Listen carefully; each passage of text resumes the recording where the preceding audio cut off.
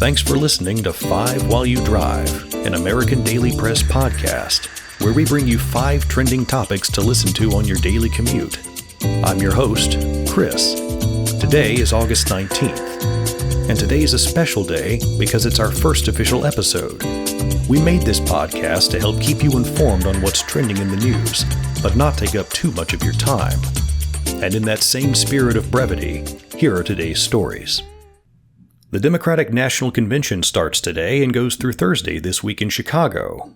The DNC said they picked Chicago because it, quote, represents the diversity of the Democratic Party, at least according to their website. Speakers will include President Biden, First Lady Jill Biden, former President Barack Obama, as well as former First Lady Michelle Obama, former President Bill Clinton, and former First Lady Hillary Clinton, also former Secretary of State. And of course, speeches will be made by Minnesota Governor Tim Walz and current Vice President Kamala Harris. The official live stream will be at dimconvention.com, which is also the official website for the convention. You can also watch it on C-SPAN, but it will also stream on several social media sites, including, but not limited to, X, YouTube, Facebook, Twitch, and TikTok, of all things. Speaking of the DNC, there are a few interesting groups that will be parked outside, either for the purpose of protesting the war in Gaza, the war in Ukraine, or in this particular case, the war in the bedroom. Well, that's right, Planned Parenthood will be there, where they'll be offering, and I'm not making this up, free or low-cost abortions and vasectomies. So-called reproductive rights are part of the DNC platform this year, as they are in every other year, and Planned Parenthood will be rolling in a, quote, mobile health clinic less than a mile away from the convention itself. And yes, they will be offering medication abortions and vasectomies on a sliding scale of payment for patients that signed up ahead of time, which is really ironic considering that such procedures would, at best, only reduce the number of potential voters. And we all know how fewer children worked out for Toys R Us. Speaking of market trends, Federal Reserve Chair Jerome Powell will be speaking later this week at the Jackson Hole Symposium in beautiful Jackson Hole, Wyoming.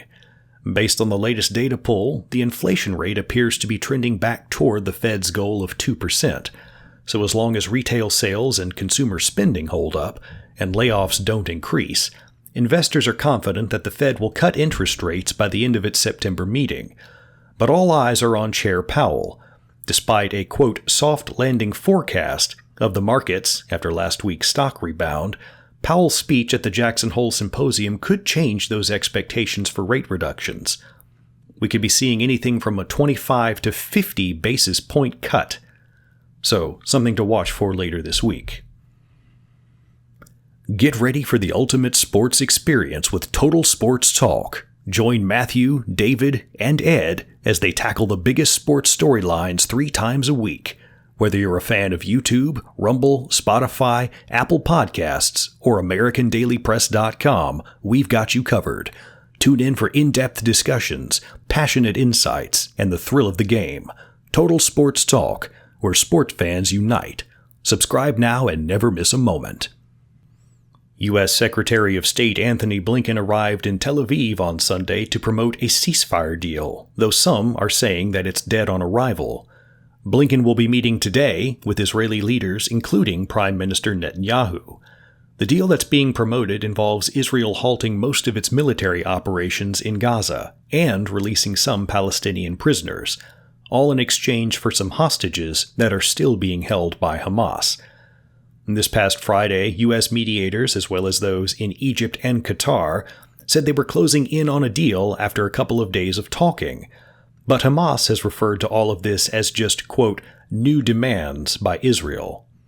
After today's meeting, Blinken will be moving on to Egypt for further talks. No word on whether Winkin and Nod will be joining him. And finally, sky watchers tonight will see a super blue moon. Now, what is a super blue moon, I hear you ask? A super blue moon is not something from the latest Dragon Ball show, but it's simultaneously a full moon, a blue moon, and a supermoon. The full moon, of course, is a phase in the lunar cycle in which the Earth, Sun, and Moon are aligned, with the Earth in the middle, so the moon is fully illuminated on Earth. A blue moon, which Elvis Presley assures me knew just what I was there for, can mean one of two things. One, it can be the second full moon in a single month, or two, it can be a calendar season that contains 4 full moons instead of 3, with the blue moon being the third of the 4. Tonight's moon will be the latter type. Finally, a supermoon is where, due to the moon's elliptical orbit of the Earth, it appears much bigger and brighter in the sky than usual because of its proximity to the Earth. This combination of all 3 things, being full, blue, and super, occurs once every 10 to 20 years, depending on who you ask. And this one will be visible for 3 whole days, but peaks today at 2:26 p.m. Eastern Time, or 11:26 a.m. Pacific Time. Thanks for listening to 5 While You Drive. If you like what you hear, give us a follow on X and anywhere else you like to hear your podcasts.